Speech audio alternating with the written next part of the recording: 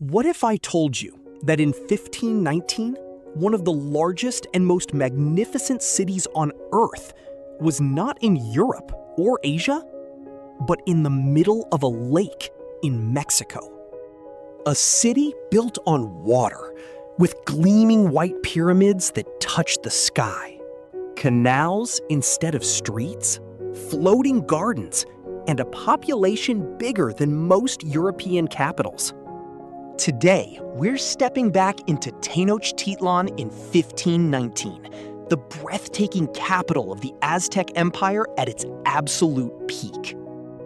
Just months before everything changed forever. A city so rich that its emperor ate from golden plates and wore clothes made of feathers. In the year 1519, Tenochtitlan was one of the most impressive urban centers in the world. While Europe was still recovering from the Middle Ages, the Aztecs had built a metropolis that astonished even the hardened Spanish conquistadors.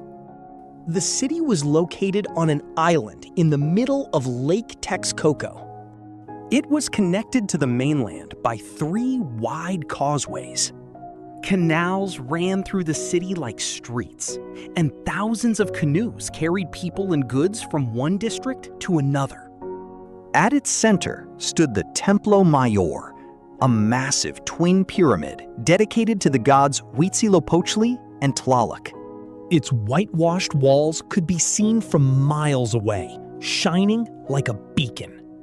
The population of Tenochtitlan and its sister city, Tlatelolco, was estimated between 200,000 to 300,000 people, larger than contemporary London, Paris, or Rome. The engineering was extraordinary. The Aztecs created chinampas, floating gardens made of mud and vegetation on the lake. These artificial islands were incredibly fertile, could be harvested 4 to 7 times a year. This agricultural system helped feed the huge population. Imagine walking through Tenochtitlan in 1519. The streets, canals, are clean and orderly. The markets like Tlatelolco are enormous. One Spanish chronicler said you could find everything in the world there. The social structure was strictly hierarchical. At the top was Emperor Montezuma II, who lived in a lavish palace with hundreds of rooms, a private zoo, and gardens. He was considered semi-divine.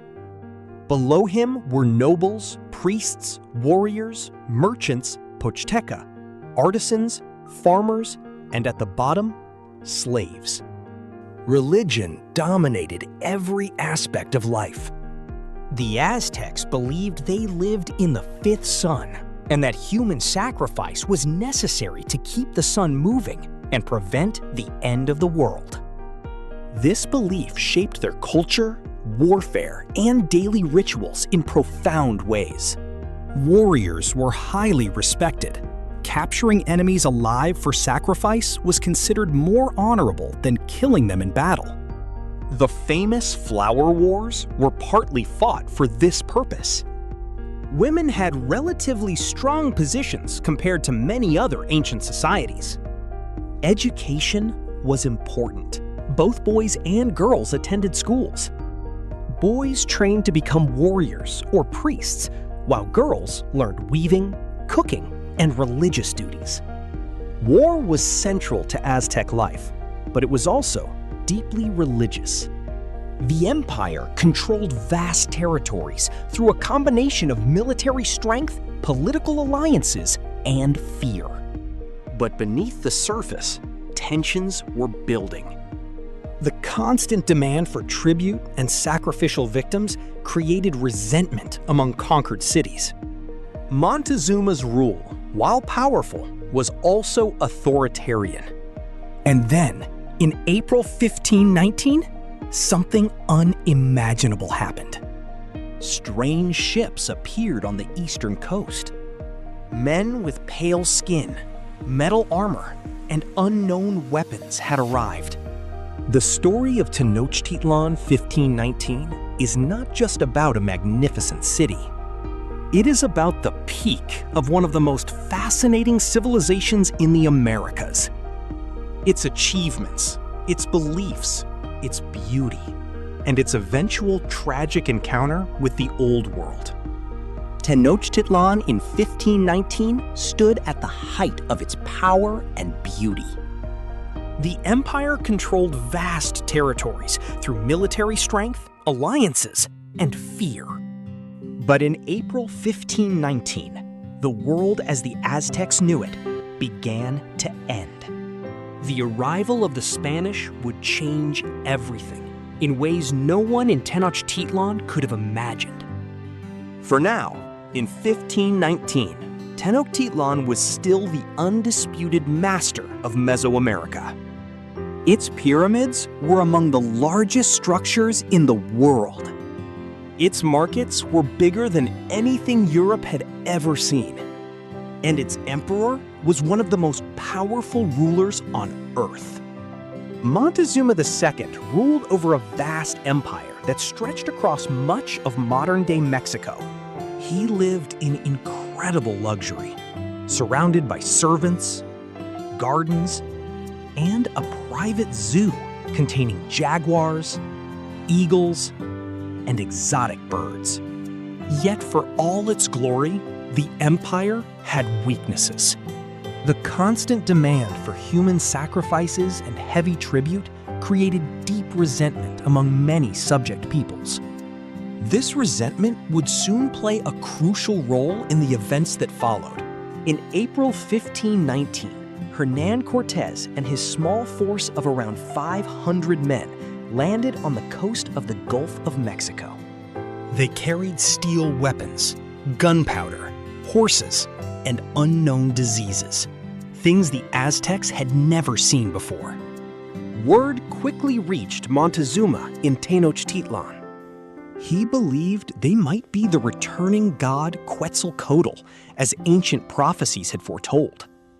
Instead of immediately attacking the strangers, he sent lavish gifts of gold and feathers, hoping to appease them. This decision would prove to be one of the most fateful in history. Cortés, a brilliant and ruthless commander, began marching inland toward Tenochtitlan. Along the way, he formed alliances with tribes who hated Aztec rule. By November 1519, Cortés and his forces, now reinforced by thousands of native allies, stood before the causeways of Tenochtitlan. Montezuma came out to meet them on the causeway, treating them as honored guests. He housed them in a grand palace and treated them with respect and curiosity. For a while, an uneasy peace held between the Aztecs and the Spanish.